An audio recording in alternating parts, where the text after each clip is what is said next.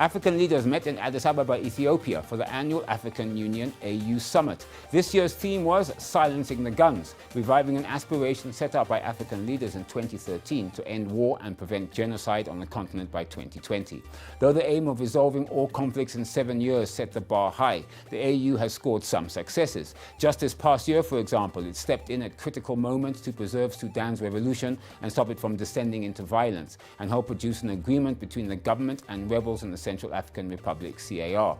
Elsewhere, however, from Cameroon to the Sahel to South Sudan, it has fallen short. Moreover, African leaders today appear cagier than in the past about collective peacemaking, with some apparently wanting to restrain the continental body's peace and security role.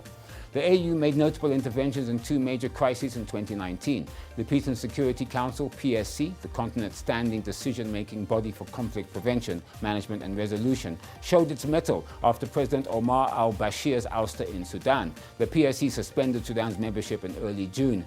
The AU then helped mediate between civilian and military leaders.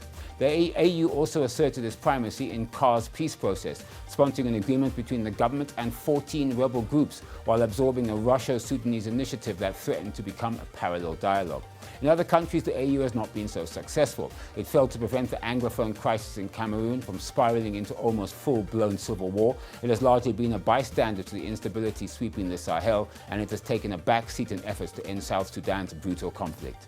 The February summit provided an opportunity for the AU and African leaders to make a clear statement of intent towards ending some of the continent's worst crises. South Africa took over the rotational chair from Egypt and has made silencing the guns a priority for its term at the organization's helm.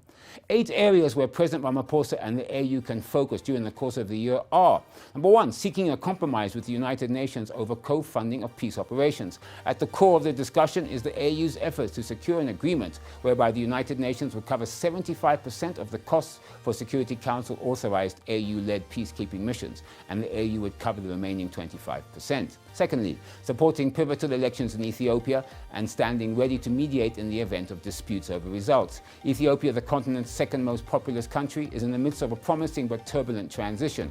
Prime Minister Abiy Ahmed's government pledges that the elections, tentatively scheduled for 16 August 2020, will be the most peaceful and competitive in the country's history.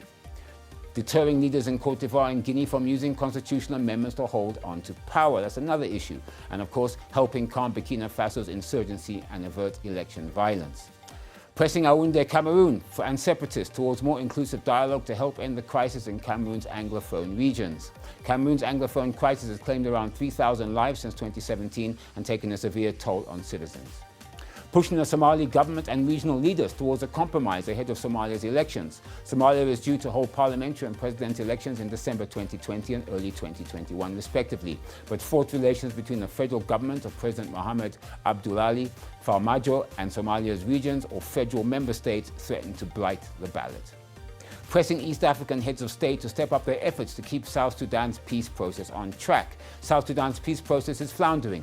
A ceasefire in place since the latest peace deal signed in September 2018 by the two main belligerents, President Salva Kiir and his former Vice President Riek Machar, is thankfully holding. Supporting Sudan's transition by offering to act as a guarantor of the deal between the security forces and civilian leaders is important. Sudan's transition remains promising, albeit on shaky ground. The country faces acute economic and security challenges, and the population is hungry for change, having seen few dividends since the new administration took office. While not exhaustive, this list represents opportunities where the African Union likely can have the greatest impact over the coming year. Zimbabwe officially joined the African Continental Free Trade Area despite outstanding issues, in the spirit of moving forward and our commitment to the principles that inspired the establishment of AFCA, President Mnangagwa said. In June last year, the Zimbabwe government said it would fully implement the AFCA after 15 years, when the country is expected to have fully industrialized.